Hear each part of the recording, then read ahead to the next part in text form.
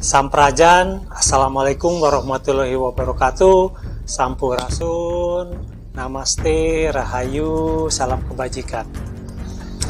Pesugihan, kata ini sering kita dengar, baik itu di media sosial, televisi, bahkan pembicaraan di sekitar orang-orang kita.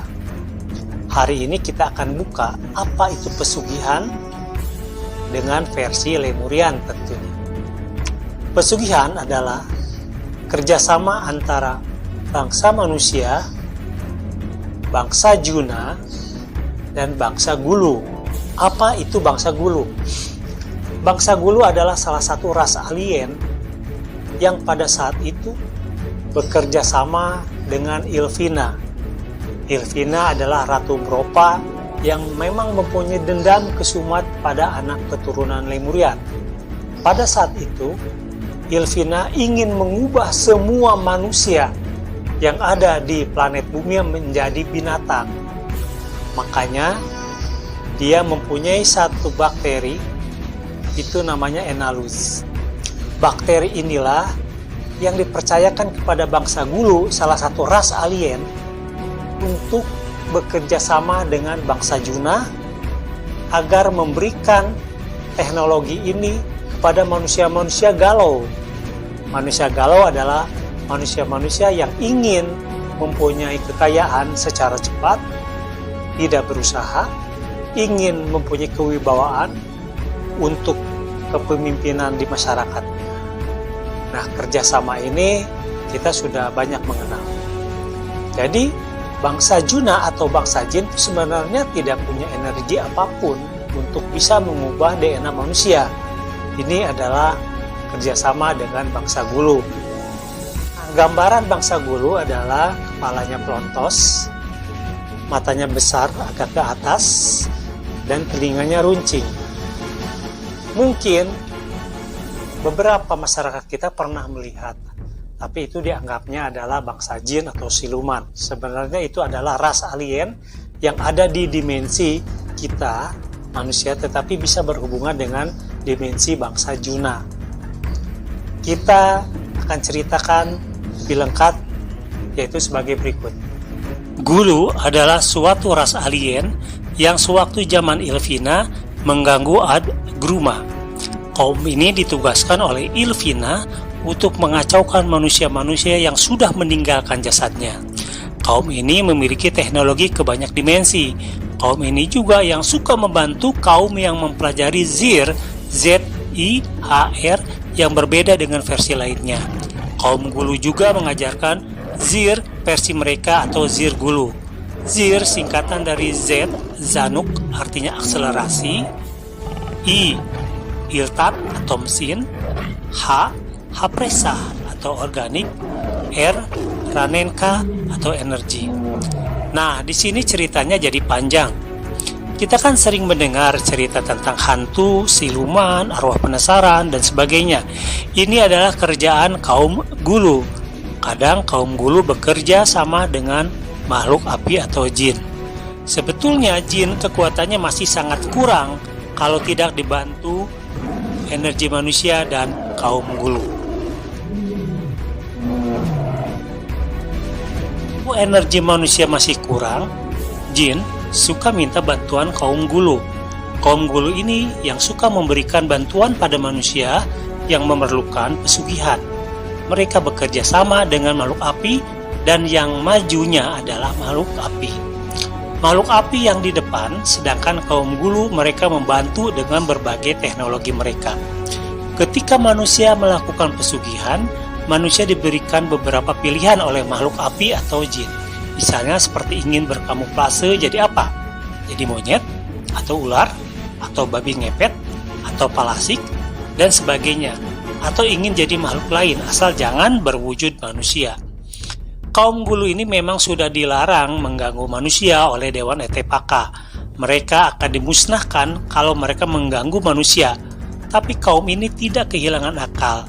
Kalau mempengaruhi yang bukan manusia, apalagi keturunan Dhamma, maka mereka dibebaskan. Maka oleh karena itu mereka menawarkan jasa pesugihan melalui perantaraan kaum api atau jin agar manusia mau merubah DNA-nya dengan binatang. Mereka sekarang tidak bisa secara langsung berhubungan dengan manusia karena dalam pengawasan ETPAKA. Dulu, rencana Ilvina ingin merubah seluruh penduduk Adguruma menjadi binatang. Dengan menitahkan pada kaum Gulu, misi masih tetap berjalan sampai sekarang. Kemudian, kaum Gulu juga membuat kemampuan makhluk api bisa memanfaatkan energi jasad manusia yang baru meninggal untuk menyamar jadi manusia itu. Ketika kaum makhluk api atau jin itu mulai menawarkan jasa mereka pada manusia, maksudnya, maka kaum Gulu sudah susah secara otomatis menyiapkan diri dan berbagai keperluan untuk dikolaborasikan sesuai pesanannya. Biasanya makhluk api suka menawarkan kesuksesan hidup untuk manusia-manusia ini. Makhluk api akan diuntungkan ketika jasad manusia yang dilibur oleh Gulu untuk energi jasadnya akan diberikan pada mereka agar mereka tambah kuat. Lalu keuntungan kaum Gulu adalah token dari Ilvina. Ketika manusia membuat perjanjian dengan kaum api ini, maka mereka membuat simbol berupa binatang apa yang mereka kehendaki. Semakin kecil binatangnya, maka akan semakin kecil daya tawarnya. Karena semakin kecil binatangnya, maka akan ada kemungkinan manusia bisa balik lagi jadi manusia setelah jadi binatang tersebut. Di Indonesia, rata-rata minta yang paling besar adalah sebagai harimau. Ada yang paling kecil biasanya jadi codot atau kelelawar kecil. Makhluk api atau jin yang biasa mempraktekkan pesugihan ini dari marga Munju. Makanya di Jawa Barat dikenal dengan istilah Munjung. Nah, ketika manusia membuat perjanjian dengan Munju, maka akan diberikan beberapa pilihan. Semakin besar pilihan binatangnya, maka akan semakin besar kekayaan dan kekuasaan atau kekuatan yang diterimanya. Permintaan sesuai dengan perjanjian awal, tapi syarat diajukan di muka loh. Kalau kekayaan, maka orang yang nanti akan dipindahkan mulai dari ruh dan jiwa, berarti energi dan aplikasi programnya, ya otomatis kesadarannya juga akan dipindahkan ke jasad binatang pilihannya. Kaum Gulu memang memiliki analogi untuk menyesuaikan jasad dengan ruh dan jiwanya. Kalau kekuasaan biasanya lebih mahal lagi. Dia akan diberikan jasad baru, lalu dipindahkan ruh dan jiwanya dengan analog yang diimplankan juga agar menjadi cocok.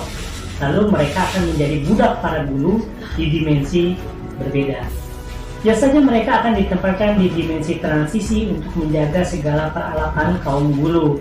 Perjanjiannya tergantung tingkat kekuasaan yang mereka punya.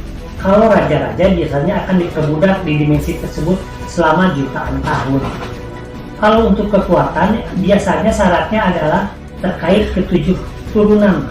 Misalnya, ketika manusia ingin menjadi sekuat harimau, maka kaum Munju akan membuatkan semacam teknologi peleburan DNA antara manusia dan harimau dengan menggunakan analogi juga. Jadi manusia yang sewaktu-waktu bisa merubah wujud jadi harimau atau naga, banteng, dan binatang lainnya dianggap kuat. Itulah pemaparan mengenai pesugihan versi Lemurian. Jadi ternyata ada kolaborasi antara tiga bangsa manusia, bangsa Juna, dan bangsa Gulu. Semoga ini bisa bermanfaat, dan mohon maaf kalau ada konten yang tidak sesuai dengan sepemahaman Anda. Dan mudah-mudahan ini bermanfaat untuk kita semua.